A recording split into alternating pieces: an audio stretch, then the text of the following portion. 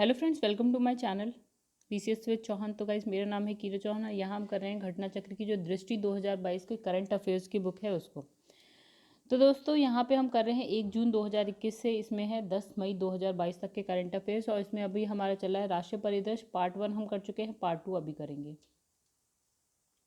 तो गाइस यहाँ पे देखिए आपका इंडेक्स है जो है पहला राष्ट्रीय परिदृश्य। यहाँ पे जो लास्ट लिखा है वो है कानपुर मेट्रो का शुभारंभ, जबकि इसके आगे भी बहुत है गाइस, ये एंड नहीं है, इससे आगे भी बहुत सारे टॉपिक्स हैं जो अभी हम करेंगे। और यहाँ पे है फिर विधिक परिदृश्य है, अंतर्राष्ट्रीय परिदृश्य देख लेंगे हम लोग, आर्थिक परिदृश्य, वैज्ञानिक परिदृश्य, उत्तर प्रदेश विशेष देखेंगे, फिर संक्षिप्तियाँ देखेंगे एंड देन खेल परिदृश्य देखेंगे। फिर बुक होगी खत्म। जल्दी से जल्दी हम इसे कंप्लीट करवाने की कोशिश करेंगे। चलिए अब जो है हम स्टार्ट करते हैं नेक्स्ट, जितना कर चुके हैं उसके आगे से। तो देखिए यहाँ से करना है हमें।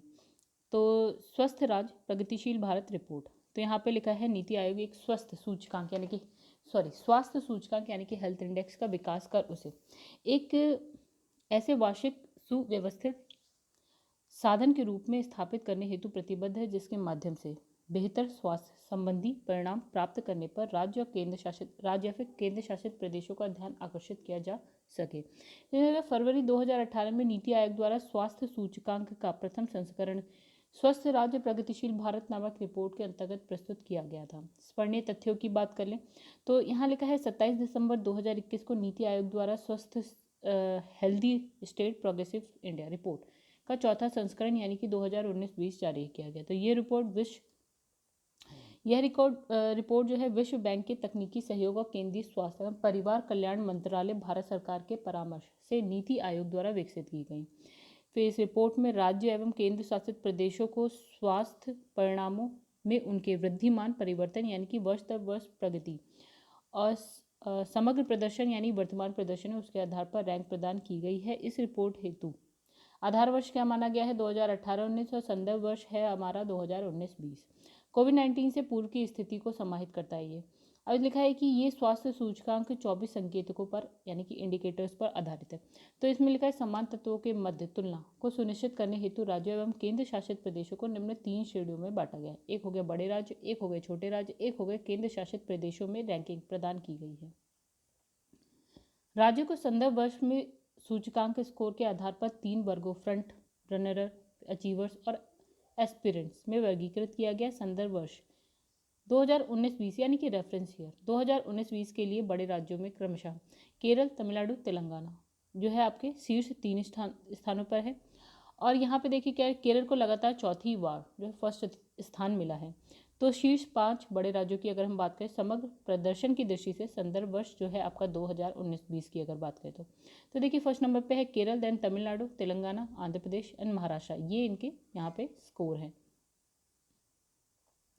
चलिए सेकंड पे आते हैं। यहाँ पे क्या लिखा है आगे, यहाँ लिखा है 2019-20 में समग्र प्रदर्शन की दृष्टि से सबसे बड़े राज्यों में अगर हम बात करें तो अंतिम स्थान किसका है, 19वां स्थान है उत्तर प्रदेश का। इसका स्कोर है 30.57। और जो है 18वें स्थान पर कौन है, बिहार है 31 पॉइंट के स्कोर पे। जबकि बड़े राज्यों में हम बात करें उत्तर प्रदेश, असम और तेलंगाना वार्षिक जो वृद्धिशील प्रदर्शन है यानी कि आधार वर्ष से संदर्भ वर्ष की दृष्टि से, तो यहाँ पे क्या है क्रमशः शीर्ष 3 राज्य कौन कौन से, उत्तर प्रदेश, असम और तेलंगाना। अब चलिए छोटे राज्यों की बात कर लेते हैं। शीर्ष 5 छोटे राज्यों की बात करें तो first number Mizoram, second Tripura, then Sikkim, then Goa and फिर हो गया मेघालय, और साथ में इसके स्कोर आप देख लीजिए। अब यहाँ लिखा है केंद्र शासित प्रदेशों में वर्ष 2019-20 में समग्र प्रदर्शन के आधार पर दमन दीव व दादर नागर हवेली प्रथम स्थान पर है। अंडमान निकोबार सबसे लास्ट यानी कि 7वें स्थान पे है। अगर इस 2019-20 की बात हो रही है तो यहाँ पे 7वां जो अभी कितने यूनियन टेरिटरीज है 8, लेकिन अभी यहाँ 2019-20 में 7 थे, ठीक है। तो लास्ट है 7वां अंडमान निकोबार। अब लिखा हिमाचल प्रदेश की जलवायु परियोजनाओं की बात कर लेते हैं। 27 दिसंबर 2021 को प्रधानमंत्री नरेंद्र मोदी ने हिमाचल प्रदेश में 11,581 करोड़ रुपए लागत की जलविद्युत परियोजना का लोकार्पण और शिलान्यास किया। ये जलविद्युत परियोजना कौन कौन सी, रेणुका बांध परियोजना, लुहरी चरण जलविद्युत परियोजना, धोला सिद्ध जलविद्युत परियोजना, सावड़ा कुड्डू जलविद्युत परियोजना, सुन्नी बांध जलविद्युत परियोजना। स्मरणीय तथ्यों की बात कर लेते हैं यहाँ पे। तो रेणुका बांध परियोजना की बात करें तो ये परियोजना जो है आपका सिरमौर जिले में स्थित है और इस बांध परियोजना को गिरी नदी पर बनाया गया है। गिरी यमुना की सहायक नदी है। तो ये परियोजना जो है इसकी जो क्षमता है वो है 40 मेगावाट। ठीक है, ये परियोजना दिल्ली के लिए अत्यधिक लाभदायक साबित होगी और प्रतिवर्ष लगभग 500 मिलियन क्यूबिक मीटर जल की आपूर्ति सुनिश्चित हो सकेगी। रेणुका बांध के भंडारित जल का उपयोग हथिनी कुंड बैराज के माध्यम से उत्तर प्रदेश, हरियाणा, राष्ट्रीय राजधानी क्षेत्र दिल्ली द्वारा किया जाएगा। जबकि वजीराबाद बैराज के माध्यम से राष्ट्रीय राजधानी क्षेत्र दिल्ली को और ओखला बैराज के माध्यम से उत्तर प्रदेश हरियाणा और राजस्थान को जल प्राप्त होगा। उल्लेखनीय है कि रेणुका बांध परियोजना के कार्यान्वयन हेतु 11 जनवरी 2019 को जल शक्ति मंत्रालय, भारत सरकार एवं 6 राज्य और संशासित क्षेत्रों यथा कौन कौन से हैं, उत्तर प्रदेश, हरियाणा, हिमाचल प्रदेश, दिल्ली, राजस्थान और उत्तराखंड के मध्य समझौता हस्ताक्षरित हुआ है। ज्ञातव्य है कि वर्ष 2008 में इस परियोजना को राष्ट्रीय परियोजना यानी कि नेशनल प्रोजेक्ट घोषित किया गया था। फिर इसमें लिखा है लोहरी चरण 1 जल विद्युत परियोजना। तो ये क्या है, एक रन ऑफ द रिवर परियोजना है। यह परियोजना हिमाचल प्रदेश के कुल्लू और शिमला जिले में स्थित है। इस परियोजना को सतलुज नदी पर बनाया गया। इसकी क्षमता 210 मेगावाट है और इस परियोजना के माध्यम से प्रतिवर्ष 758.20 मिलियन यूनिट विद्युत का उत्पादन होगा। इसके साथ ही प्रतिवर्ष पर्यावरण से 6.1 लाख टन कार्बन डाइऑक्साइड उत्सर्जन में कमी आएगी। इंपॉर्टेंट, ठीक है। फिर इसमें लिखा है धौला सिद्ध परियोजना की अगर बात करें तो ये परियोजना हमीरपुर और कांगड़ा कहाँ पे है, हिमाचल प्रदेश, तो ये जिले हैं, वहाँ पे स्थित है। कौन सी नदी पर, व्यास। इसकी क्षमता 66 मेगावाट है और कितनी, प्रतिवर्ष 304 मिलियन यूनिट विद्युत उत्पादित होगी इससे। और कितने कार्बन डाइऑक्साइड के उत्सर्जन में कमी आएगी, तो 2.4 लाख टन कार्बन डाइऑक्साइड प्रतिवर्ष 2.4 लाख कार्बन डाइऑक्साइड के उत्सर्जन में कमी आएगी। फिर है सावड़ा कुटू जल विद्युत परियोजना। तो ये हिमाचल प्रदेश के शिमला जिले में है। कौन सी नदी में, पब्बर नदी में, ये यमुना की सहायक नदी में। इसकी क्षमता 111 मेगावाट है। प्रतिवर्ष 386 मिलियन यूनिट बिजली का उत्पादन।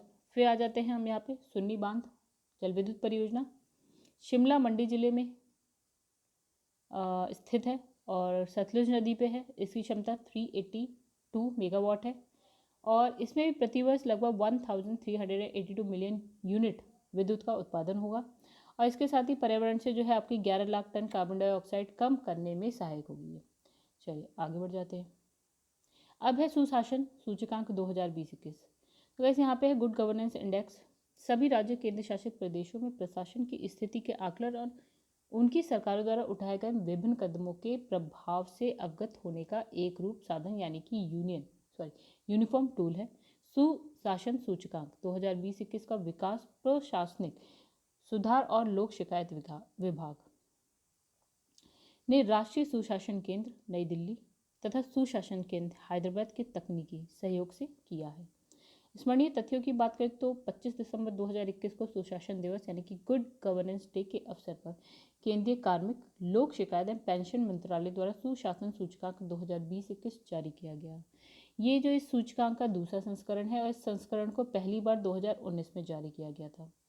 इसमें राज्यों और केंद्र शासित प्रदेशों को 4 श्रेणियों में बांटा गया है। कौन, अन्य राज्य समूह ए, अन्य राज्य समूह बी, उत्तर पूर्वी और पहाड़ी राज्य, केंद्र शासित प्रदेश, इनमें विभाजित किया गया है। अब सुशासन सूचकांक 2020-21 में जम्मू एवं कश्मीर, वर्तमान में क्या हो गया, ये आपका संघ शासित प्रदेश, को पूर्वोत्तर और पहाड़ी राज्यों की श्रेणी में शामिल किया गया।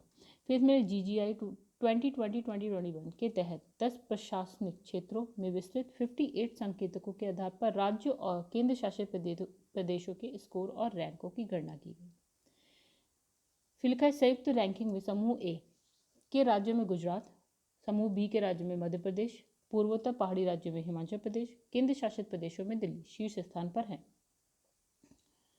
सुशासन सूचकांक के 10 क्षेत्र कौन कौन से हैं, कहाँ कहाँ पे आप देखेंगे, इंडिकेटर्स हैं जिस पे आप रैंकिंग देंगे। ठीक है, एक हो गया कृषि संबद्ध क्षेत्र हो गया, वाणिज्य उद्योग हो गया, मानव संसाधन विकास हो गया, सार्वजनिक स्वास्थ्य, सार्वजनिक बुनियादी ढांचा एवं जन सुविधा उपयोगिता, आर्थिक शासन हो गया, सामाजिक कल्याण एवं विकास हो गया, न्यायिक एवं सार्वजनिक सुरक्षा हो गया, पर्यावरण हो गया, नागरिक केंद्रीय शासन हो गया। संयुक्त रैंकिंग में समूह बी के कुल 8 राज्य में उत्तर प्रदेश पांचवा, उत्तर प्रदेश का स्थान क्या हो गया, पांचवा हो गया। आगे देखते हैं गाइस, यहाँ पे लिखा है महिलाओं के लिए विवाह की न्यूनतम आयु में वृद्धि हो गई। चलिए देखें ये भी, विवाह की न्यूनतम आयु को लेकर कानूनी हस्तक्षेप। आज़ादी से पहले का है हर विलास सारदा ने वर्ष 1929 में सेंट्रल लेजिस्लेटिव असेंबली में बाल विवाह की रोकथाम हेतु एक विधेयक प्रस्तावित किया। आगे जाकर इसके जरिए जो कानून बना वह बाल विवाह रोकथाम अधिनियम कहलाया। इस अधिनियम के जरिए विवाह के लिए न्यूनतम आयु तय की गई। इसके जरिए लड़कियों के लिए विवाह की जो न्यूनतम आयु है वो 14 वर्ष और लड़कों के लिए 18 वर्ष। अब 1978 में पहली बार संशोधन किया गया इसमें।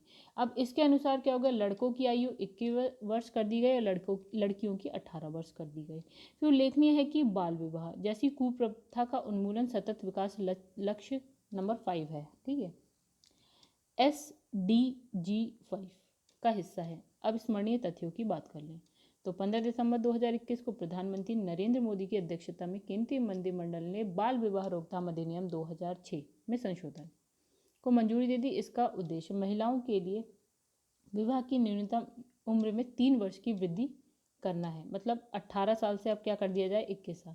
संसद ने इन संशोधन के पारित हो जाने के बाद भारत में महिला और पुरुष की विवाह की न्यूनतम आयु एक समान 21 वर्ष हो जाएगी।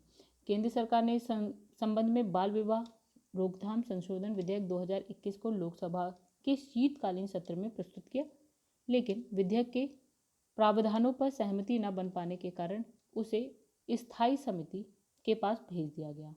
चलिए आगे बढ़ते हैं। फिर इसमें लिखा है सरयू नहर राष्ट्रीय परियोजना।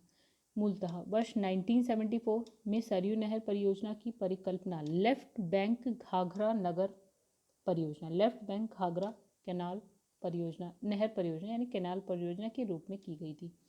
प्रारंभ में इस परियोजना का उद्देश्य बहराइच एवं गोंडा जिले की 267,000 हेक्टेयर भूमि को सिंचित करना था। हालांकि वर्ष 1980 में इस परियोजना के कार्यक्षेत्र में परिवर्तन एवं विस्तार कर इसका पुनर्नामकरण सरयू नहर परियोजना के रूप में किया गया। स्मरणीय तथ्यों की बात करें तो 11 दिसंबर 2021 को प्रधानमंत्री नरेंद्र मोदी ने उत्तर प्रदेश के बलरामपुर जिले में सरयू नहर राष्ट्रीय परियोजना का उद्घाटन किया। उत्तर प्रदेश में मानसून के दौरान घाघरा नदी के अधिशेष जल का सिंचाई हेतु उपयोग करने के लिए इस परियोजना को डिजाइन किया गया है। इस परियोजना का उद्देश्य क्षेत्र के जल संसाधनों का कुशलतम उपयोग सुनिश्चित करना है।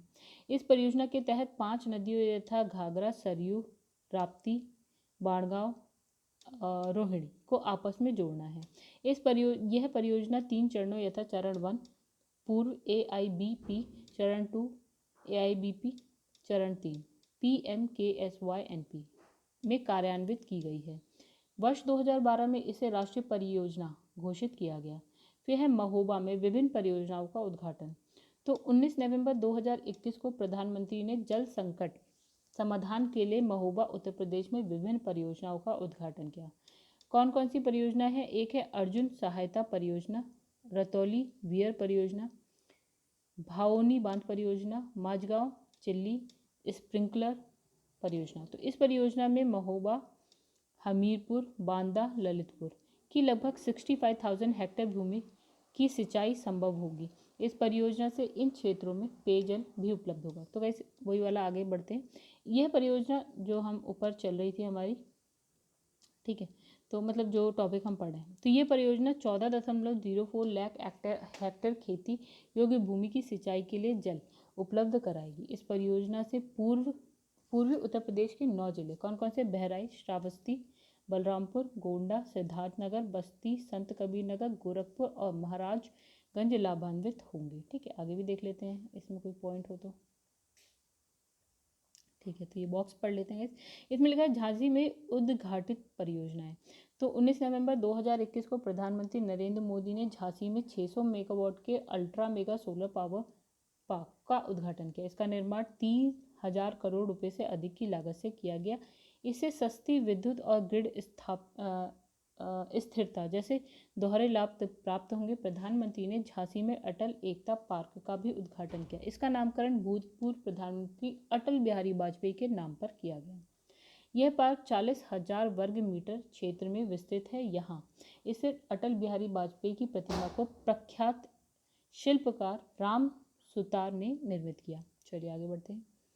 लिखा है इंडिया स्किल्स रिपोर्ट 2022। तो डिजिटल प्रौद्योगिकी के इस दौर में आज चतुर्थ औद्योगिक क्रांति की बात की जा रही है, जो कि मुख्यतः साइबर भौतिकी प्रणाली, internet of things and network प्रणाली पर आधारित है। ऐसी स्थिति में आज नियोक्ताओं द्वारा कौशलपूर्ण एवं भावी मांग के अनुसार तैयार कर्मचारियों को ही वरीयता दी जा रही है। इसी परिप्रेक्ष्य में वर्ष 2014 से वार्षिक इंडिया स्किल्स रिपोर्ट जारी की जा रही है, जो बदलते परिदृश्य के अनुसार नियोजन परिदृश्य पर विस्तृत जानकारी प्रदान करेगी। स्मरणीय तथ्यों की बात करें तो 9 दिसंबर 2021 को नई दिल्ली में इंडिया स्किल्स रिपोर्ट 2022 जारी किया जाएगा। नवा संस्करण है इसका। इसमें 28 राज्य, 8 संघ शासित प्रदेशों के 3 लाख से अधिक छात्रों और 150 से अधिक नियोक्ताओं के सर्वेक्षण के आधार पर इसे रिपोर्ट को तैयार किया गया है। फिर इंडिया स्किल्स रिपोर्ट 2 पृथक गतिविधियों, एक हो गया आपका VBOX नेशनल एम्प्लॉयबिलिटी टेस्ट एवं इंडिया हायरिंग इंटेंट सर्वे का समामेलन है। India skill report 2022 VBOX people strong भारतीय उद्योगी परिसंघ की एक संयुक्त पहल है।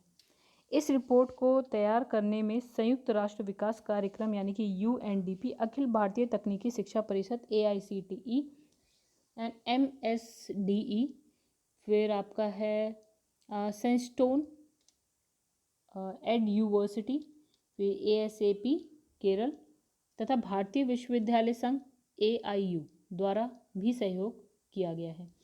रिपोर्ट के अनुसार समग्र नियोजनीयता ओवरऑल एम्प्लॉयबिलिटी में वृद्धि दर्ज की गई है। वर्ष 2021 के 45.97% से बढ़कर 2022 में 46.2% के स्तर पर पहुंच गए।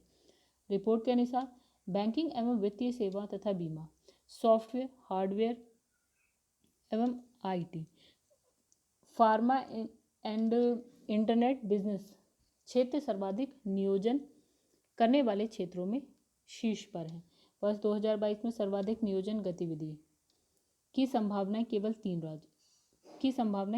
राज्य महाराष्ट्र, कर्नाटका और तीसरा है आपका तमिलनाडु।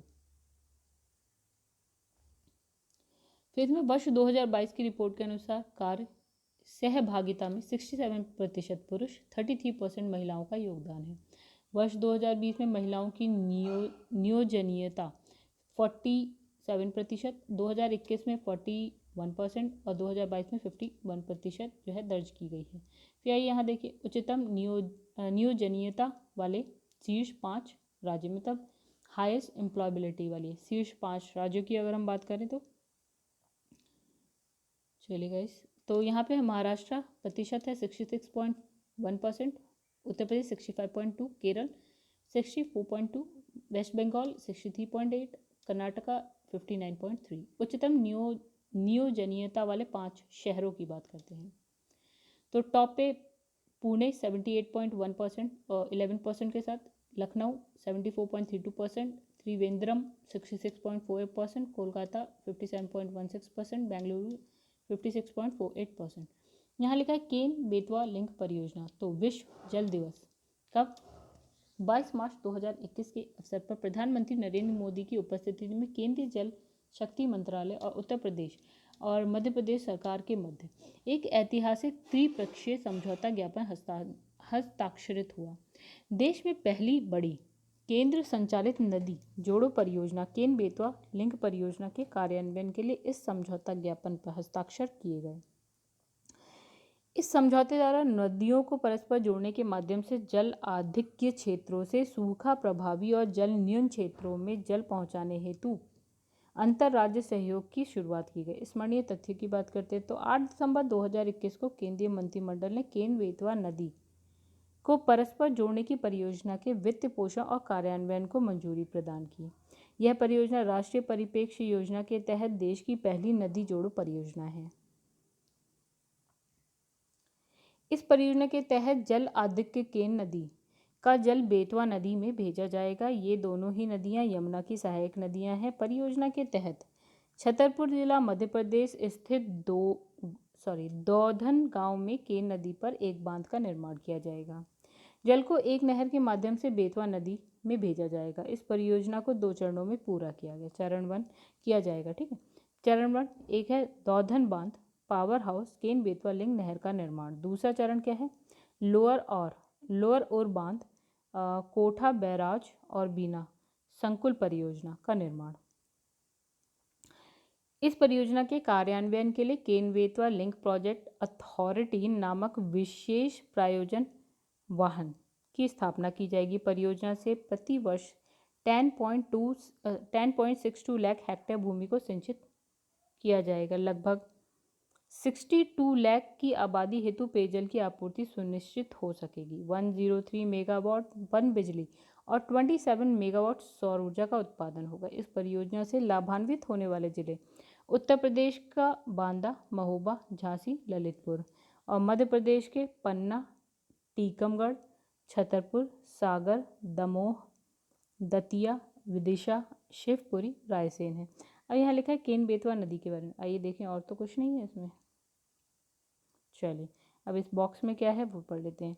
तो केन नदी मध्य प्रदेश और उत्तर प्रदेश के मध्य एक अंतर्राज्यीय नदी है। इसका उद्गम स्थल क्या है? कटनी जिला मध्य प्रदेश स्थित अहिरगावन गांव है। इसकी कुल लंबाई 427 किलोमीटर है, जिसमें 92 किलोमीटर मध्य प्रदेश में है और 84 किलोमीटर उत्तर प्रदेश में स्थित है। ये बांदा जिला उत्तर प्रदेश स्थित चिल्ला गांव में यमुना से मिल जाती है। इस नदी का स्थित रानेह जलप्रपात एक एवं केन घड़ियाल सेंचुरी 2 प्रमुख पर्यटन आकर्षक केंद्र है। फिर बेतवा नदी का उद्गम स्थल रायसेन जिला मध्य प्रदेश स्थित बारखेड़ा गांव है। बेतवा नदी पर राजघाट, पारीक्षा और माता टीला बांध निर्मित किए गए हैं। चलिए नेक्स्ट आता है भोपाल और इंदौर में पुलिस कमिश्नर प्रणाली। तो लिखा है पुलिस को भारतीय संविधान की 7वीं अनुसूची के अंतर्गत राज्य सूची के विषय के रूप में रखा गया है। सामान्य पुलिसिंग व्यवस्था में जिले की पुलिस पर नियंत्रण के लिए जिलाधिकारी और अन्य प्रशासनिक अधिकारियों के पास कार्यपालक मजिस्ट्रेट की शक्तियां निहित होती हैं, जबकि पुलिस कमिश्नर प्रणाली में ये शक्तियां कमिश्नर के पास होती हैं। स्मरणीय तथ्यों की बात करें तो लिखा है दिसंबर 2021 में अधिसूचना जारी होने के फलस्वरूप भोपाल और इंदौर मध्य प्रदेश में पुलिस कमिश्नर प्रणाली का शुभारंभ हो गया। मकरंद देउस्कर भोपाल के तथा हरि नारायण चारी मिश्र इंदौर के प्रथम पुलिस आयुक्त नियुक्त किए गए। पुलिस कमिश्नर प्रणाली में पुलिस कमिश्नर के पास देह व्यापार, पशु क्रूरता, विस्फोटक पदार्थ, जिला बदर, लाठीचार्ज, फायरिंग, धरना प्रदर्शन, होटल बार लाइसेंस आदि प्रकरणों में सीधा कार्यवाही करने का अधिकार होगा। फिर इसके अतिरिक्त CRPC की धारा 107, 116, 116, 144, 145 का क्रियान्वयन पुलिस कमिश्नर कर सकेंगे। पुलिस प्रणाली लागू होने के फलस्वरूप भोपाल और इंदौर के पुलिस कमिश्नर को निम्नलिखित कानून के तहत शक्तियां प्राप्त होंगी। एक हो गया पुलिस अधिनियम 1861, बंदी अधिनियम 1900, विष अधिनियम 1919, अनैतिक व्यापार निवारण अधिनियम 1956, गैर कानूनी गतिविधि रोकथाम अधिनियम 1967, मोटर वाहन अधिनियम 1988, मध्य प्रदेश राज्य सुरक्षा अधिनियम 1990, आधिकारिक गोपनीयता अधिनियम 1926। उत्तर प्रदेश के निम्न 4 जिलों में पुलिस कमिश्नर प्रणाली लागू है। कहाँ कहाँ? लखनऊ, गौतम बुद्ध नगर, वाराणसी एंड कानपुर। चलिए नेक्स्ट पे आते हैं। भारत की पहली ग्रीन हाइड्रोजन माइक्रोग्रिड परियोजना की बात करते हैं। तो लिखा है अक्षय ऊर्जा से उत्पादित हाइड्रोजन की ग्रीन हाइड्रोजन मतलब उत्पादित जो हाइड्रोजन है उसको ग्रीन हाइड्रोजन कहा जाता है। ये गुण इससे परिवहन और बिजली उत्पादन अनुप्रयोग हेतु एक आकर्षक ईंधन का विकल्प बनाता है। ध्यातव्य है कि बजट 2021-22 में केंद्र सरकार ने राष्ट्रीय हाइड्रोजन ऊर्जा मिशन की घोषणा की थी। आइए इंपॉर्टेंट पॉइंट्स देख लेते हैं। इसमें लिखा है दिसंबर 2021 में एनटीपीसी लिमिटेड ने Bloom energy India private limited Bloom energy के पूर्ण स्वामित्व वाली इकाई के साथ गठबंधन की घोषणा की। यह गठबंधन एनटीपीसी सिमहाद्री आंध्र प्रदेश स्थित भारत की पहली हरित हाइड्रोजन माइक्रो ग्रिड परियोजना हेतु किया गया है। इसके तहत देश की पहली हरित हाइड्रोजन आधारित ऊर्जा भंडारण परियोजना के लिए ब्लूम एनर्जी के इलेक्ट्रोलाइजर तथा हाइड्रोजन चलित ईंधन सेल प्रौद्योगिकी फ्यूल सेल टेक्नोलॉजीज का चयन किया गया। परियोजना के तहत निकटवर्ती तैरते सौर संयंत्र द्वारा उत्पादित नवीकरणीय विद्युत के इलेक्ट्रोलाइजर के प्रयोग द्वारा हरित हाइड्रोजन का उत्पादन होगा। यह 240 किलोवाट का ठोस ऑक्साइड और उच्च तापमान वाला इलेक्ट्रोलाइजर होगा। तत्पश्चात 50 किलोवाट की ठोस ऑक्साइड ईंधन सेल के माध्यम से बिना किसी दहन प्रक्रिया के इस हाइड्रोजन को कार्बन उदासीन विद्युत में परिवर्तित कर दिया जाएगा। इस कार्बन उदासीन विद्युत से सिमहाद्री स्थित एनटीपीसी गेस्ट हाउस को ऊर्जा प्रदान की जाएगी। विश्व की सबसे बड़ी हरित हाइड्रोजन आधारित ऊर्जा भंडारण परियोजना में से एक होगी।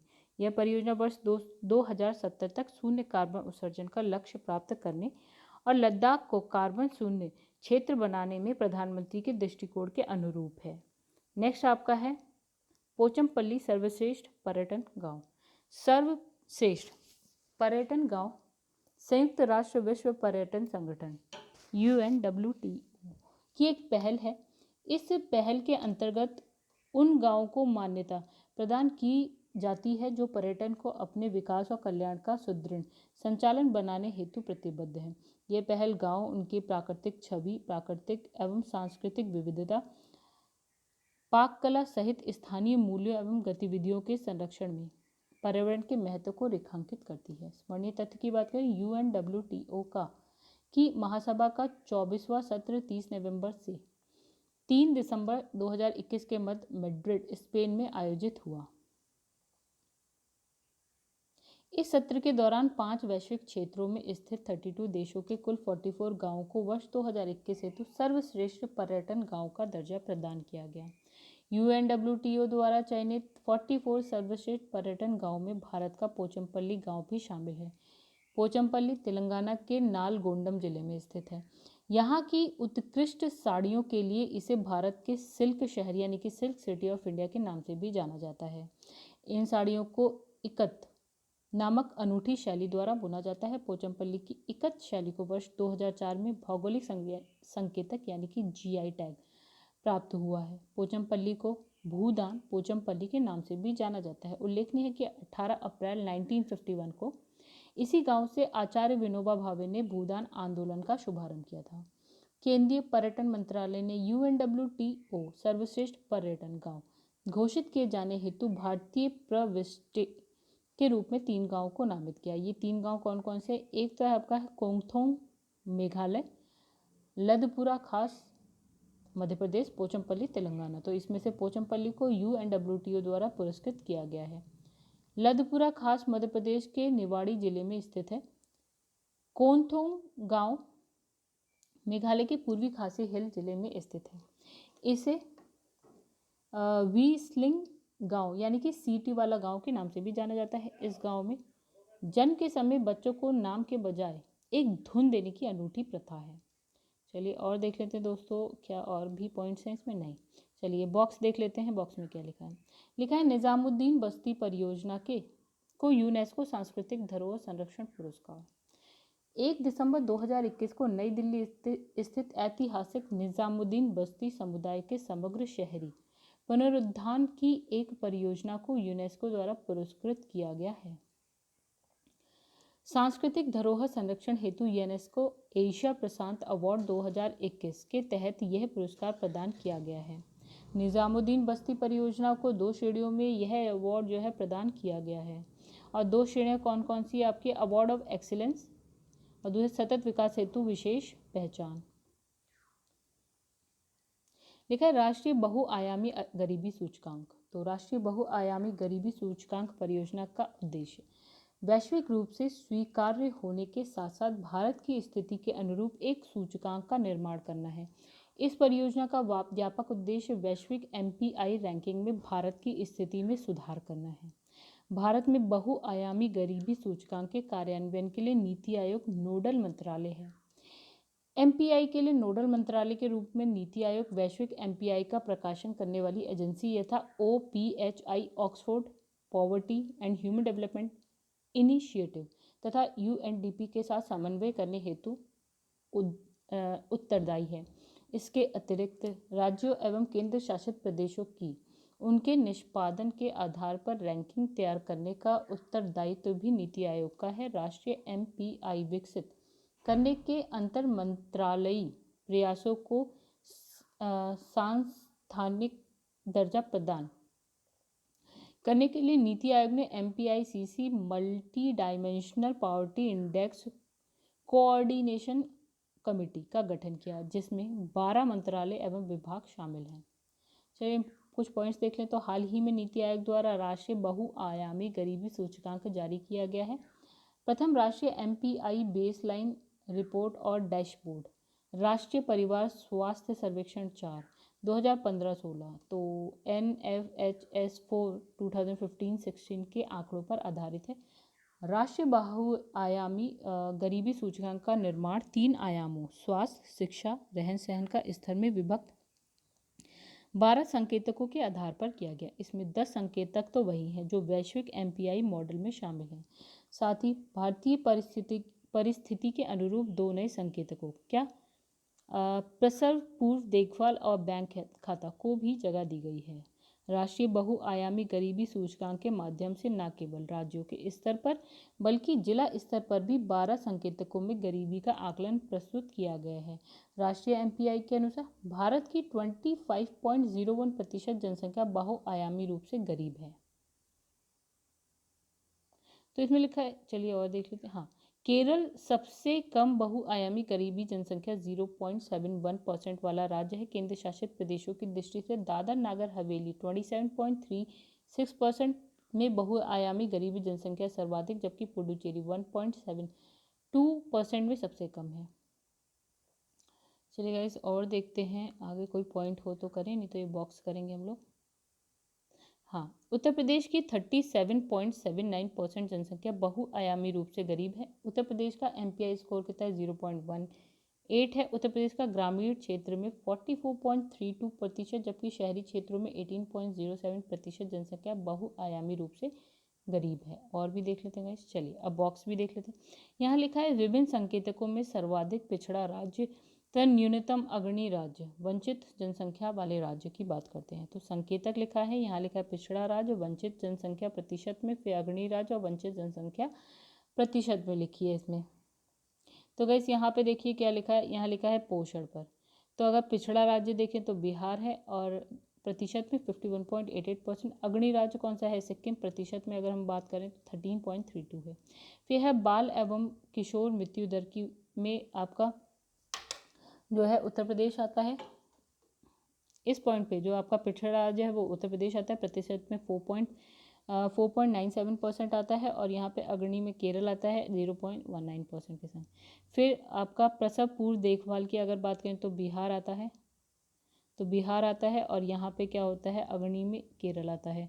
फिर आपका है स्कूल शिक्षा के वर्ष में देखें तो पिछड़े में बिहार है, अग्रणी में केरल है। स्कूल में उपस्थिति पिछड़े में बिहार, अग्रणी में केरल है। फिर इसमें खाना पकाने में प्रयुक्त ईंधन की बात करें तो पिछड़े में बिहार और अग्रणी में गोवा है।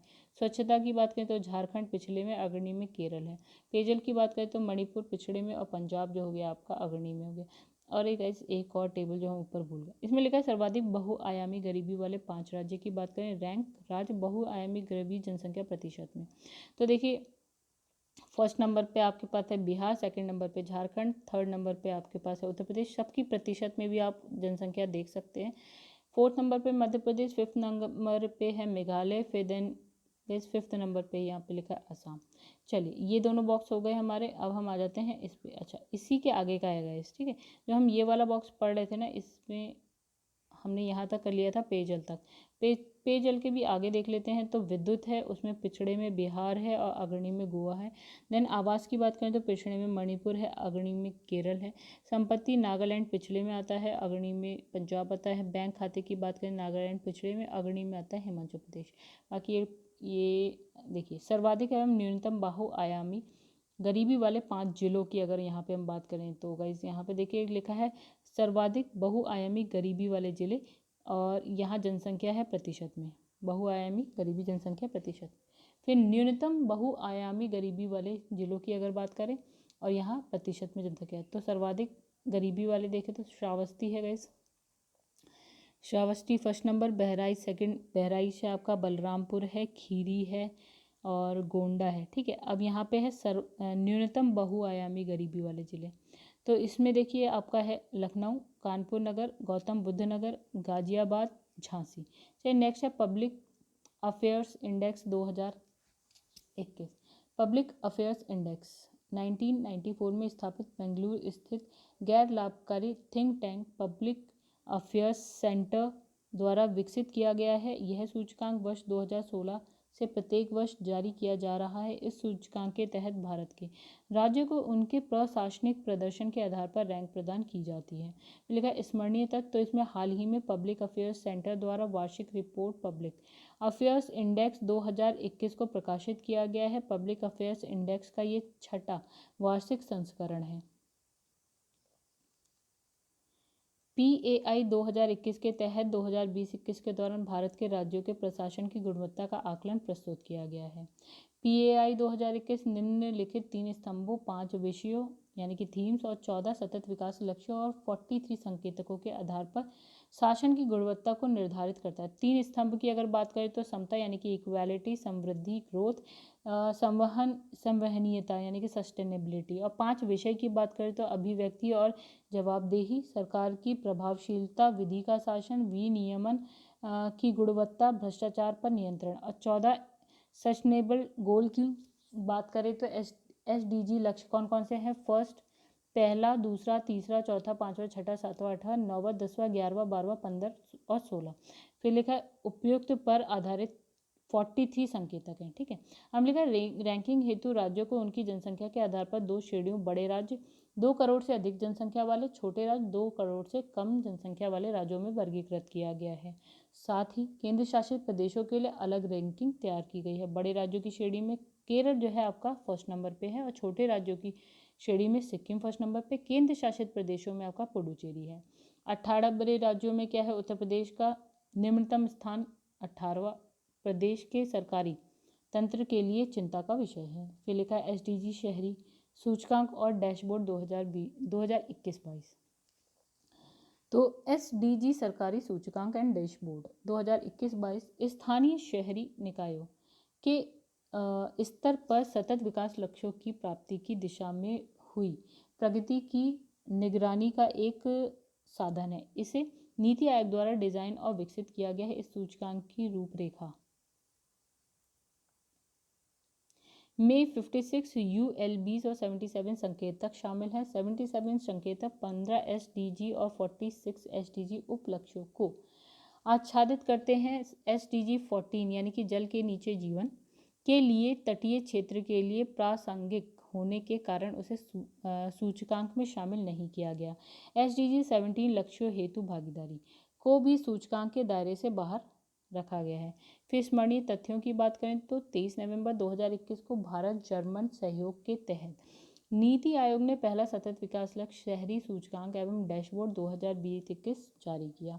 इस सूचकांक और डैशबोर्ड नीति आयोग जर्मनी की अंतर्राष्ट्रीय सहयोग एजेंसी GIZ तथा BMZ the federal ministry of economic cooperation and development के माध्यम से समन्वय का परिणाम है। इस सूचकांक में शिमला को प्रथम, कोयम्बटूर को द्वितीय, जबकि चंडीगढ़ और तिरुवनंतपुरम को संयुक्त रूप से तीसरे स्थान प्राप्त हुआ है। SDG एक देख लेते हैं गाइस, और कोई पॉइंट तो नहीं बचा इसमें? चलिए पॉइंट नहीं है, अब बॉक्स देख लेते हैं यहाँ पे। तो यहाँ लिखा है SDG शहरी सूचकांक 2021-22 शीर्ष 5 शहरों की अगर हम बात करें तो शहरी क्षेत्रों में बात करें तो फर्स्ट शिमला, देन कोयम्बटूर, चंडीगढ़, तिरुवनंतपुरम, फिर यहाँ पे है कोची। तो गाइस शिमला कहाँ हिमाचल प्रदेश में है, और यहाँ पे हमें इसके साथ क्या दे रखा है, स्कोर दे रखा है इसका। कोयम्बटूर तमिलनाडु, चंडीगढ़ चंडीगढ़ में ओके, तिरुवनंतपुरम केरल, कोच्चि केरल में। ठीक है, आगे बढ़ते हैं।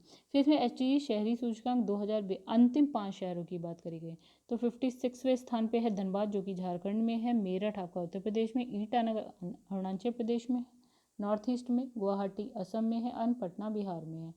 चलिए आगे बढ़ते हैं गाइस, नेक्स्ट भी देख लेते हैं। फिर इसमें लिखा है उत्तर प्रदेश के शहरों की स्थिति के बारे में बात की गई है। तो गाइस 36वें नंबर पे है आपका लखनऊ, 38 पे है कानपुर, 41 पे गाजियाबाद, 42 पे प्रयागराज, 46 पे वाराणसी, 49 पे आगरा एंड 55 पे आपका मेरठ। फिर लिखा है स्वच्छ सर्वेक्षण 2021, तो 20 नवंबर 2021 को भारत सरकार के आवासन एंड शहरी कार्य मंत्रालय द्वारा स्वच्छ सर्वेक्षण 2021 का परिणाम जारी किया गया। स्वच्छ सर्वेक्षण 2021 आवासन और शहरी मामलों के मंत्रालय द्वारा संचालित शहरी क्षेत्रों के वार्षिक स्वच्छता सर्वेक्षण की श्रृंखला का छठवां क्या है आपका संस्करण है। इस वर्ष केंद्र सरकार द्वारा पुरस्कारों की नई श्रेणियों की घोषणा भी की गई है, जिसका नाम है प्रेरक दौड़ सम्मान। इस सम्मान के तहत 5 अतिरिक्त उप श्रेणियां होंगी। दिव्य प्लैटिनम जो कि प्लैटिनम में आता है, फिर है अनुपम गोल्ड, दिव्य जो है प्लैटिनम, अनुपम गोल्ड, उज्ज्वल सिल्वर, फिर है उदित ब्रॉन्ज, एंड आपका है आरोही तो है आकांक्षी यानी कि एस्पायरिंग। फिर इसमें लिखा है स्वच्छ सर्वेक्षण 2021 28 दिनों तक सभी राज्यों एवं केंद्र शासित प्रदेशों के 4320 शहरों, 62 इसमें कैंटोनमेंट बोर्ड शामिल है, में संचालित किया गया है। इस प्रकार स्वच्छ सर्वेक्षण का ये छठा संस्करण विश्व का सबसे बड़ा शहरी स्वच्छता सर्वेक्षण बन गया है। स्वच्छ सर्वेक्षण 2021 में गंगा के किनारे बसे 91 गंगा नगरों को भी शामिल किया गया है। स्मरणीय तथ्यों की बात करें तो यहाँ पे लिखा है स्वच्छ सर्वेक्षण 2021 में राष्ट्रीय स्तर समग्र रूप से 1 लाख से अधिक जनसंख्या की श्रेणी में पर लगातार 5वीं बार कौन है, इंदौर को भारत का सबसे स्वच्छ शहर घोषित किया गया है। शीर्ष 10 शहरों की रैंकिंग 1 लाख से अधिक जनसंख्या की श्रेणी में इस प्रकार है। तो गाइस फर्स्ट नंबर पे इंदौर मध्य प्रदेश, सेकंड गुजरात में सूरत, फिर विजयवाड़ा आंध्र प्रदेश है, नवी मुंबई महाराष्ट्र, पुणे महाराष्ट्र, छठे नंबर पे है रायपुर छत्तीसगढ़, 7वें नंबर पे भोपाल मध्य प्रदेश, 8वें नंबर पे वडोदरा गुजरात, 9वें नंबर पे विशाखापट्टनम आंध्र प्रदेश, अहमदाबाद गुजरात 10वें नंबर पे।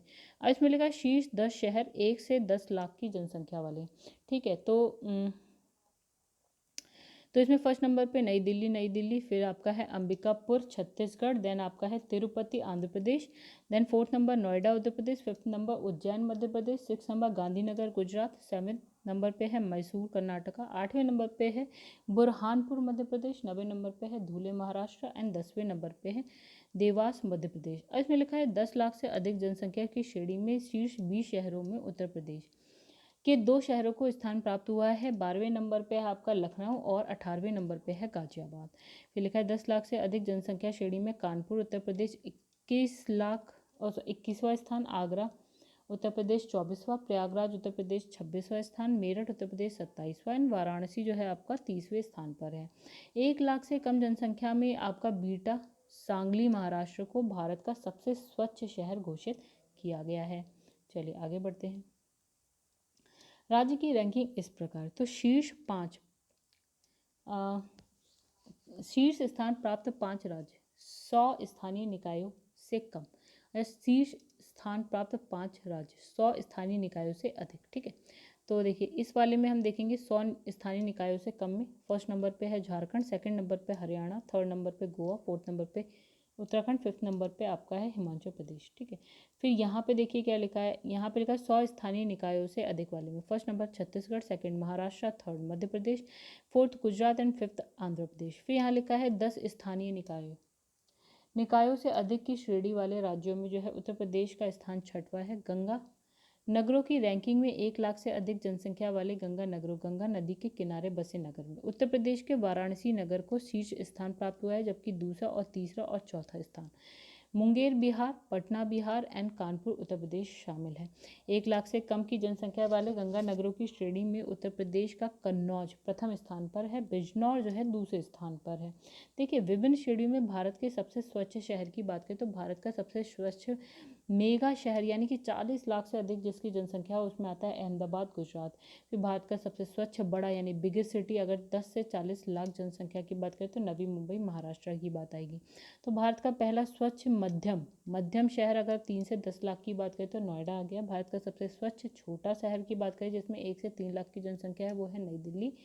फिर भारत के किसी राज्य या केंद्र शासित प्रदेश की सबसे स्वच्छ राजधानी की बात करें तो गांधीनगर जो कि है गुजरात की राजधानी। अब लिखा है नई प्रदर्शन श्रेणी प्रेरक दौड़ सम्मान के तहत 5 शहर यथा तिरुपति आंध्र प्रदेश में, नई दिल्ली दिल्ली, सूरत गुजरात, इंदौर मध्य प्रदेश, नवी मुंबई महाराष्ट्र को दिव्य यानी कि प्लैटिनम श्रेणी में वर्गीकृत किया गया है। अब गोल्ड अनुपम श्रेणी में उत्तर प्रदेश के 5 शहर हैं, नोएडा है, सहारनपुर, प्रयागराज, मेरठ, वाराणसी सहित कुल 151 शहर शामिल हैं। तो कैसे यहाँ लिखा है कचरा मुक्त शहरों को स्टार्ट रैंकिंग प्रोटोकॉल। तो 20 नवंबर 2021 को कचरा मुक्त शहरों के स्टार्ट रैंकिंग प्रोटोकॉल के तहत 3 स्टार 5 स्टार रैंकिंग वाले शहरों में परिणामों में की घोषणा की गई है। तो कुल 6 शहर यथा कौन कौन से इंदौर, सूरत, नई दिल्ली, नवी मुंबई, अंबिकापुर, मैसूर, नोएडा, विजयवाड़ा, पाटन को 5 स्टार शहरों की मतलब 5 स्टार सिटीज़ के रूप में प्रमाणित किया गया है और जबकि 143 शहरों को 3 स्टार प्रमाण पत्र प्रदान किया गया है। फिर इसमें लिखा है सफाई मित्र सुरक्षा चुनौती। तो नवंबर 2021 में घोषित सफाई मित्र सुरक्षा चुनौती 2021 के परिणामों के अनुसार 10 लाख से अधिक जनसंख्या श्रेणी में इंदौर मध्य प्रदेश को प्रथम, नवी मुंबई महाराष्ट्र को द्वितीय स्थान प्राप्त है। सफाई मित्र सुरक्षा चुनौती 2021 के तहत छत्तीसगढ़ को सर्वश्रेष्ठ राज्य यानी कि रैंक 1 घोषित किया गया है। सफाई मित्र सुरक्षा चुनौती 2021 के तहत राज्यों की रैंकिंग में उत्तर प्रदेश जो है आपका 6ठे स्थान पर है। सफाई मित्र सुरक्षा चुनौती 2021 के तहत चंडीगढ़ को सर्वश्रेष्ठ केंद्र शासित प्रदेश जो है घोषित किया गया। अब हम बात करेंगे पूर्वांचल एक्सप्रेसवे की। तो पूर्वांचल एक्सप्रेसवे के माध्यम से उत्तर प्रदेश का पूर्वी क्षेत्र न केवल लखनऊ से बल्कि राष्ट्रीय राजधानी से भी आगरा लखनऊ एक्सप्रेसवे और यमुना एक्सप्रेसवे के माध्यम से जुड़ जाएगा। इससे प्रदेश की पूर्वी हिस्से के आर्थिक विकास को बढ़ावा मिलेगा और ये एक्सप्रेसवे कृषि वस्तुओं और अन्य उत्पादों के लिए बड़े बाजारों तक बेहतर और त्वरित पहुंच प्रदान करेगा। एक्सप्रेस कंट्रोल्ड एक्सप्रेसवे होने के कारण ये ईंधन बचत, समय बचत, प्रदूषण नियंत्रण में बचत करेगा और मदद करेगा और साथ ही इससे जो दुर्घटनाएं होने के आसार भी कम हो जाएंगे। स्मरणीय तथ्यों की बात करें तो 16 नवंबर 2021 को प्रधानमंत्री नरेंद्र मोदी ने करवल खीरी जिला सुल्तानपुर में पूर्वांचल एक्सप्रेसवे का उद्घाटन किया। Steel authority of India limited ने एक्सप्रेसवे के लिए 48,200 टन स्टील की आपूर्ति की है। फिर ध्यातव्य है कि वर्ष 2018 में प्रधानमंत्री के द्वारा आजमगढ़ में इस एक्सप्रेसवे की आधारशिला रखी गई थी। इस एक्सप्रेसवे की कुल लंबाई 340.824 किलोमीटर है, अप्रॉक्स 341 किलोमीटर है। इसके साथ ही वर्तमान में परिचालित देश का सबसे लंबा एक्सप्रेसवे है। ये एक्सप्रेसवे लखनऊ जिले में लखनऊ सुल्तानपुर रोड NH 731 स्थित चांदसराय गांव से प्रारंभ होता है, जबकि गाजीपुर जिले में स्थित हैदरिया गांव में जो है समाप्त होता है। फिर इसमें लिखा स्पष्ट है कि ये एक्सप्रेसवे लखनऊ जनपद को गाजीपुर से जोड़ता है। इस एक्सप्रेसवे के मार्ग में आने वाले 9 जिले कौन कौन से आपके लखनऊ है, बाराबंकी, अमेठी, सुल्तानपुर, अयोध्या, अंबेडकर नगर, आजमगढ़, मऊ, गाजीपुर है। ये 6 लेन का एक्सप्रेसवे है, भविष्य में 8 लेन तक विस्तारित यानी बड़ा कर दिया जाएगा। तो इस एक्सप्रेसवे तक पर सुल्तानपुर में कूरे भार गांव के निकट 3.2 किलोमीटर लंबी एक हवाई पट्टी निर्मित की गई है। इस हवाई पट्टी पर भारतीय वायुसेना के लड़ाकू विमान आपातकालीन परिस्थितियों में लैंड कर सकेंगे और यहां से उड़ान भर सकेंगे। लड़ाकू विमानों की आपातकालीन लैंडिंग टेक ऑफ को सुगम बनाने के लिए एक्सप्रेसवे पर 3 हवाई पट्टी का निर्माण करने वाला उत्तर प्रदेश भारत का पहला राज्य है। उल्लेखनीय है कि यमुना एक्सप्रेसवे मथुरा के निकट और आगरा लखनऊ एक्सप्रेसवे उन्नाव के निकट पर भी हवाई पट्टी का निर्माण किया गया है। चलिए और देखते हैं कोई पॉइंट बचा हो तो पहले पॉइंट कंप्लीट कर लेते हैं फिर आगे बढ़ेंगे। चलिए पॉइंट नहीं है गाइस, अब हम पढ़ेंगे इस बॉक्स में क्या है। तो यहाँ पे बात करी गई है गंगा एक्सप्रेसवे की। 18 दिसंबर 2021 को प्रधानमंत्री नरेंद्र मोदी ने शाहजहांपुर उत्तर प्रदेश में गंगा एक्सप्रेसवे की आधारशिला रखी। यह एक्सप्रेसवे पूर्वी उत्तर प्रदेश को पश्चिमी उत्तर प्रदेश से जोड़ेगा। गंगा एक्सप्रेसवे की लंबाई 593.947 किलोमीटर है। ये एक्सप्रेसवे 6 लेन का है।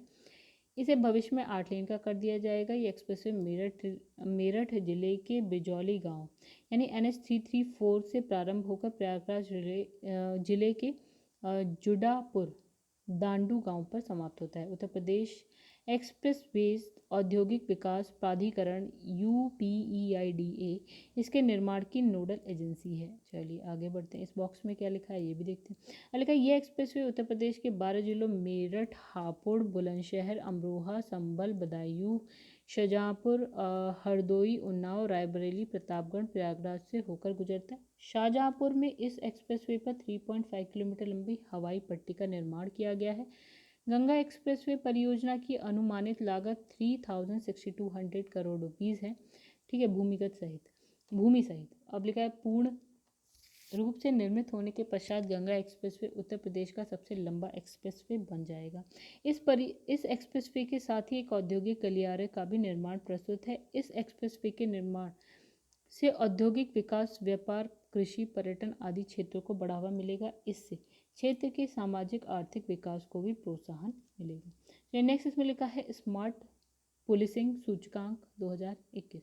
तो लिखा है स्मार्ट पुलिसिंग का विचार वर्ष 2017 में गुवाहाटी में आयोजित राज्य और केंद्रीय पुलिस संगठनों के सम्मेलन में भारत के प्रधानमंत्री द्वारा प्रस्तुत किया गया था। स्मार्ट पुलिसिंग 2021 पर नागरिक संतुष्टिकरण सर्वेक्षण भारत में पुलिसिंग की गुणवत्ता के संबंध में नागरिकों के दृष्टिकोण और पुलिस पर जन विश्वास के स्तर का आकलन करने हेतु भारतीय police foundation IPF Indian police foundation का एक क्रांतिकारी प्रयास है।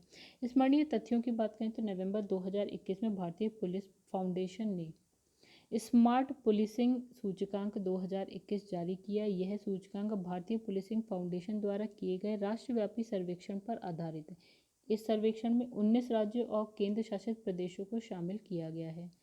यह श्रृंखला का पहला सर्वेक्षण है। स्मार्ट पुलिसिंग सूचकांक का निर्धारण स्मार्ट पुलिसिंग स्कोर के आधार पर किया गया है।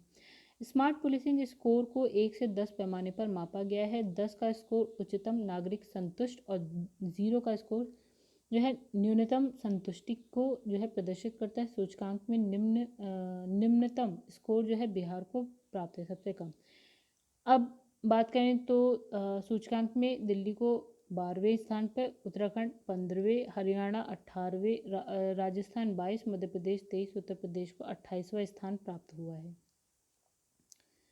चलिए आगे देखें। अब यहाँ पे लिखा है टॉप 5 देख लेते हैं। तो यहाँ पे लिखा है आंध्र प्रदेश फर्स्ट, देन तेलंगाना, असम, केरल और सिक्किम, मिजोरम, गुजरात, उड़ीसा, हिमाचल प्रदेश, पुडुचेरी, गोवा, दिल्ली, तमिलनाडु, कर्नाटक, उत्तराखंड, वेस्ट बंगाल, मेघालय, हरियाणा, त्रिपुरा, जम्मू कश्मीर, महाराष्ट्र, राजस्थान, मध्य प्रदेश, नागालैंड, पंजाब, झारखंड, छत्तीसगढ़, उत्तर प्रदेश और बिहार है।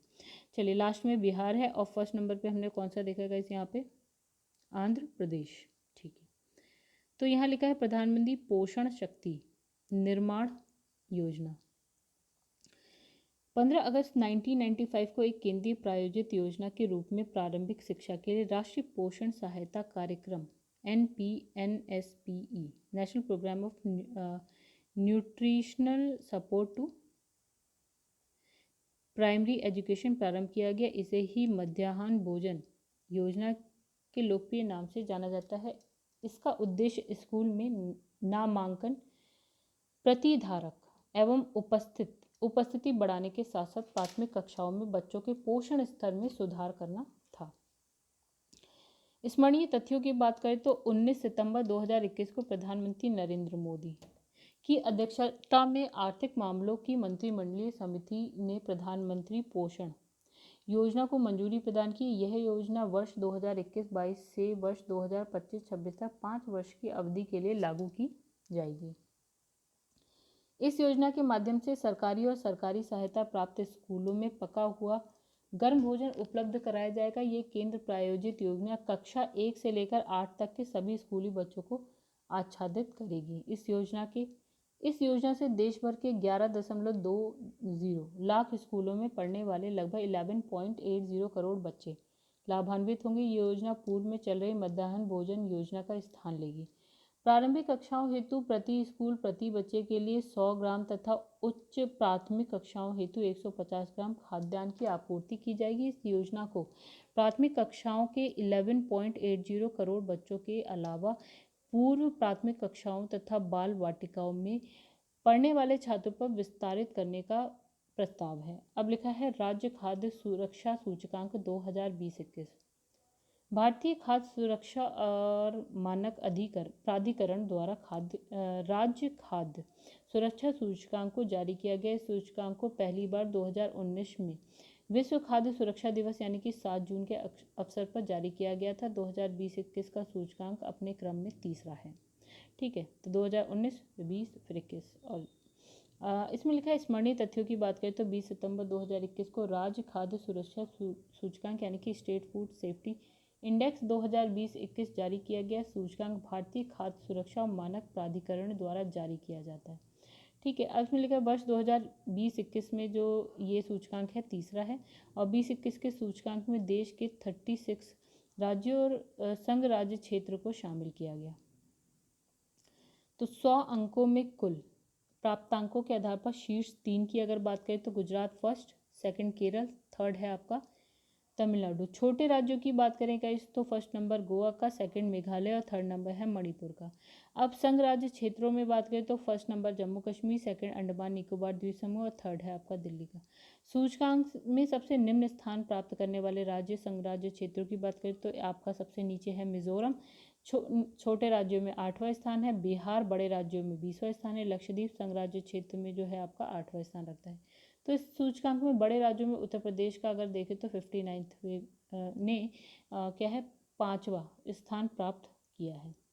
प्राप्तांक है 59, तो 5वां स्थान। लिखा है रेल कौशल विकास योजना। तो रेल कौशल विकास योजना भारत के बेरोजगार युवाओं की रोजगार क्षमता और उद्यमिता बढ़ाने के उद्देश्य से उन्हें विभिन्न व्यवसायों में तकनीकी प्रशिक्षण प्रदान करने के लिए कौशल विकास कार्यक्रम है। स्मरणीय तथ्य की बात करें तो 17 सितंबर 2021 को रेल संचार इलेक्ट्रॉनिक्स एवं सूचना प्रौद्योगिकी मंत्री अश्विनी वैष्णव द्वारा रेल कौशल विकास योजना की शुरुआत की गई, RKVY की। तो रेल कौशल विकास योजना भारत के बेरोजगार युवाओं की रोजगार क्षमता एवं उद्यमिता बढ़ाने के उद्देश्य से उन्हें विभिन्न व्यवसायों में तकनीकी प्रशिक्षण प्रदान करने के लिए कौशल विकास कार्यक्रम है। ये योजना प्रधानमंत्री कौशल विकास योजना के तत्वाधान में प्रारंभ की गई है। इस योजना के तहत 3 वर्ष की अवधि में 50,000 युवाओं को प्रशिक्षण प्रदान किया जाएगा। ये प्रशिक्षण 4 ट्रेडों तथा यथा electrician, welder, machinist and fitter में प्रदान किया जाएगा। इसमें 100 घंटे का बुनियादी प्रशिक्षण शामिल है। इस प्रशिक्षण हेतु 18 से 35 आयु वर्ग के उम्मीदवार पात्र हैं। इस योजना के लिए nodal energy Banaras locomotive workers है। भारत में अपराध 2020। राष्ट्रीय अपराध रिकॉर्ड ब्यूरो द्वारा भारत में अपराध रिपोर्ट का प्रथम संस्करण 1953 में प्रस्तुत किया गया था। इसी क्रम में नवीनतम भारत में अपराध रिपोर्ट जारी की गई। तो 14 सितंबर 2021 को NCRB national crime record bureau ने भारत में अपराध 2020 शीर्षक से रिपोर्ट को जारी किया गया है। श्रृंखला का 68वां संस्करण है। तो ये रिपोर्ट कैलेंडर वर्ष जो है 1 जनवरी से 31 दिसंबर 2020 के दौरान हुई अपराधों को संदर्भित करता है। ठीक है, इस रिपोर्ट के अनुसार भारत में वर्ष 2020 में कुल 66,1285 संज्ञेय अपराध पंजीकृत किए गए हैं, जिसमें 42,54,356 भारतीय IPC के अंतर्गत और ये वाले जो है आपके 23,46,929 विशेष स्थानीय कानूनों के तहत अपराध दर्ज किए गए हैं। तो इस प्रकार अपराधों के पंजीकरण में वर्ष 2019 की तुलना में 20 में जो है 28% की वृद्धि दर्ज की गई है। तो वर्ष 2020 में कुल 50,035 मामले साइबर अपराधों के दर्ज किए गए हैं, जो कि दर्शाता है कि 2019 की तुलना में जो है आपका 2020 में 11.8% अधिक है। फिर इसमें लिखा है 2020 के दौरान महिलाओं के विरुद्ध अपराध जो है आपका 3,71,000 के आसपास मामले दर्ज किए गए हैं 2019 में। अगर हम 2019 से तुलना करें तो 8.3% की यहाँ पे क्या है गिरावट देखी गई है। तो वर्ष 2020 में प्रति 1 लाख महिला जनसंख्या पर पंजीकृत अपराध कितने आपके 56.5 हैं। ठीक है, स्वच्छ सर्वेक्षण ग्रामीण 2021, तो यहाँ पे लिखा है सार्वभौम स्वच्छता कवरेज प्राप्त करने के उद्देश्य से प्रधानमंत्री नरेंद्र मोदी ने 2 अक्टूबर 2014 को स्वच्छ भारत मिशन लॉन्च किया था। इस मिशन के 2 उप मिशन स्वच्छ भारत मिशन ग्रामीण और स्वच्छ भारत मिशन शहरी है। स्वच्छ भारत मिशन ग्रामीण जल शक्ति मंत्रालय द्वारा, जबकि स्वच्छ भारत मिशन शहरी आवास एवं शहरी कार्य मंत्रालय द्वारा प्रशासित है। तो इस मिशन के तहत ग्रामीण भारत में 100 मिलियन शौचालयों के निर्माण के माध्यम से 2 अक्टूबर 2019 तक देश के सभी गांवों, ग्राम पंचायत, जिलों, राज्यों, केंद्र शासित क्षेत्रों ने अपने को खुले में शौच मुक्त घोषित कर दिया, ODF फ्री। ठीक है, इसमें लिखा है खुले में शौच मुक्त स्थिति को बनाए रखने के उद्देश्य से स्वच्छ भारत मिशन ग्रामीण फेज 2 अर्थात ODF प्लस में प्रवेश कर चुका है। तो स्मरणीय तथ्यों की बात करें तो यहाँ लिखा है 9 सितंबर 2021 को स्वच्छ भारत मिशन ग्रामीण फेज 2 के अंतर्गत जो है आपका स्वच्छ सर्वेक्षण ग्रामीण 2021 लॉन्च किया गया है। देश में ODF प्लस गतिविधियों में तेजी लाने के उद्देश्य से इस सर्वेक्षण को पेयजल एवं स्वच्छता विभाग द्वारा संचालित किया जाएगा। उल्लेखनीय है कि इससे पूर्व स्वच्छ सर्वेक्षण ग्रामीण को वर्ष 2018-2019 में संचालित किया गया था। स्वच्छ सर्वेक्षण ग्रामीण 2021 के अंतर्गत देश भर में 698 जिलों में 17,475 गाँवों को आच्छादित किया जाएगा। तो SSG 2021 ODF स्थायित्व तथा गाँव में ODF प्लस कार्यान्वयन के मूल्यांकन पर ध्यान केंद्रित करेगा।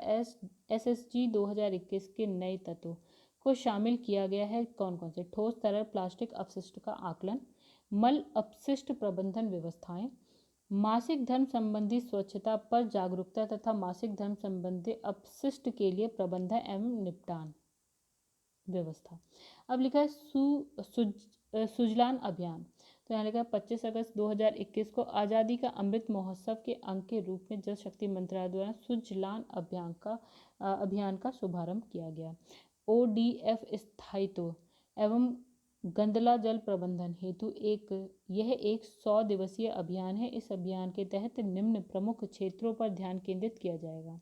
पहला 10 लाख सोख्ता गड्ढों का निर्माण, फिर है शौचालयों की मरम्मत, नए परिवारों पर शौचालयों की पहुंच। ये अभियान देश के गांव में अल्प समय में त्वरित गति से ODF प्लस के दर्जे को प्राप्त करने के उद्देश्य से संचालित होगा।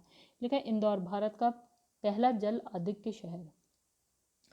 11 अगस्त 2021 को केंद्रीय आवासन एवं शहरी कार्य मंत्रालय ने इंदौर को भारत का पहला जल आधिक्य शहर घोषित किया है। इंदौर ने स्वच्छ सर्वेक्षण 2021 के तहत देश के पहले जल आधिक्य शहर यानी कि वाटर प्लस सिटी होने का प्रमाण प्राप्त किया है। ठीक है, अब यहाँ लिखा है ध्यातव्य है कि इंदौर को भारत के सबसे स्वच्छ शहर का दर्जा प्राप्त है लगातार चौथी बार। चलिए अब ये नेक्स्ट हम देखते हैं। यहाँ लिखा है NIRF इंडिया रैंकिंग 2021, तो केंद्रीय शिक्षा मंत्रालय के अंतर्गत नेशनल इंस्टीट्यूट रैंकिंग फ्रेमवर्क की शुरुआत 29 सितंबर 2015 को की गई थी। NIRF देश भर में उच्च शिक्षण संस्थाओं को रैंकिंग प्रदान करने के लिए एक कार्यप्रणाली की रूपरेखा तैयार करता है। ध्यातव्य है कि इंडिया रैंकिंग का प्रथम संस्करण अप्रैल 2016 में जारी हुआ था। स्मरणीय तथ्य की बात करें 9 सितंबर 2021 को केंद्रीय शिक्षा मंत्री धर्मेंद्र प्रधान ने नेशनल इंस्टीट्यूट रैंकिंग फ्रेमवर्क के अंतर्गत देश में उच्च शिक्षण संस्थानों की इंडिया रैंकिंग 2021 जारी की है। ये NIRF इंडिया रैंकिंग का 6वां संस्करण है। इसमें समग्र श्रेणी के साथ साथ विद्यालय, कॉलेज, अनुसंधान संस्थाओं की श्रेणी में रैंकिंग जारी की गई है। साथ ही साथ विभिन्न विषयों जैसे कि आपका हो गया इंजीनियरिंग, हो गया मैनेजमेंट, हो गया फार्मेसी, हो गया लॉ, मेडिकल हो गया आपका, आर्किटेक्चर हो गया और आपका डेंटल में भी स्थानों को रैंकिंग प्रदान की गई है।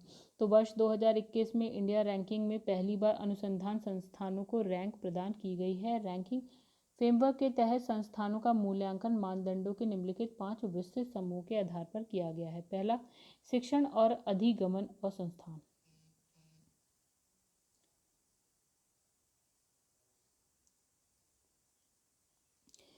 तो दूसरा है अनुसंधान पेशेवर अभियान हो गया, स्नातक परिणाम हो गया, पहुंच और समावेशिता हो गया, यहाँ पे बोध हो गया। सर्वेक्षण में देश भर में सरकारी और गैर सरकारी उच्च शिक्षण संस्थानों को शामिल किया गया है। उच्च शिक्षण संस्थानों की समग्र यानी कि ओवरऑल सूची में शीर्ष 5 स्थान प्राप्त करने वाले संस्थानों की बात करते हैं तो पहले नंबर पे है आईआईटी मद्रास चेन्नई में, भारतीय विज्ञान संस्थान आपका बेंगलुरु, आईआईटी बॉम्बे बम्बई में है, IIT Delhi new Delhi, IIT Kanpur Kanpur में, आईआईटी खड़गपुर खड़गपुर में है, राइट। और भी देख लेते हैं, यहाँ पे लिखा आईआईटी रुड़की रुड़की में है। 8वें नंबर पे आईआईटी गुवाहाटी में गुवाहाटी, और जवाहरलाल नेहरू विश्वविद्यालय नई दिल्ली, और 10वें नंबर बनारस हिंदू विश्वविद्यालय यानी बीएचयू बनारस में। फिर इसमें लिखा है एनआईआरएफ की इस रैंकिंग में शीर्ष 5 में उत्तर प्रदेश के 2 स्थान आईआईटी कानपुर है और बीएचयू को स्थान मिला है। उच्च शिक्षण संस्थानों की समग्र सूची में उत्तर प्रदेश के संस्थानों की बात करें तो 5th नंबर पे है आईआईटी कानपुर, फिर है बीएचयू जो आपका वाराणसी में 10वें स्थान पे है, अलीगढ़ मुस्लिम यूनिवर्सिटी अलीगढ़ 18वें स्थान पे है। तो यहाँ पे है आईआईटी बीएचयू जो है वाराणसी 28वें स्थान पे है। फिर इसमें है एमिटी विश्वविद्यालय जो गौतम बुद्ध नगर में 43rd स्थान पे है, king George medical college Lucknow में 60वें स्थान पे, 84 पे है शिव नाडा विश्वविद्यालय गौतम बुद्ध नगर में, 88 पे मोतीलाल नेहरू राष्ट्रीय प्रौद्योगिकी संस्थान जो कि प्रयागराज में है। फिर लिखा है विश्वविद्यालय श्रेणी में भारतीय विज्ञान संस्थान बेंगलुरु को प्रथम, जवाहरलाल नेहरू विश्वविद्यालय नई दिल्ली को द्वितीय, बनारस हिंदू विश्वविद्यालय वाराणसी को तृतीय स्थान प्राप्त है। इंजीनियरिंग श्रेणी में प्रथम द्वितीय स्थान आईआईटी मद्रास और आईआईटी दिल्ली को प्राप्त है। फिर प्रबंधन श्रेणी में आईआईटी अहमदाबाद को प्रथम, आईआईटी बेंगलुरु को दूसरा। फिर अखिल भारतीय आयुर्वेदिक संस्थान नई दिल्ली को चिकित्सा श्रेणी में प्रथम स्थान। फिर इसमें national law school of India university Bengaluru को जो है कानून श्रेणी में प्रथम स्थान। फिर दंत चिकित्सा की श्रेणी में Manipal college of dental science Udupi Karnataka को प्रथम स्थान। फार्मेसी श्रेणी में लगातार तीसरे वर्ष जो है जामिया हमदर्द नई दिल्ली प्रथम स्थान प्राप्त हुआ है। कॉलेज श्रेणी में लगातार 5वें वर्ष मिरांडा हाउस जो है आपका दिल्ली का प्रथम स्थान। अनुसंधान संस्थानों की श्रेणी में भारतीय विज्ञान संस्थान बेंगलुरु को प्रथम स्थान।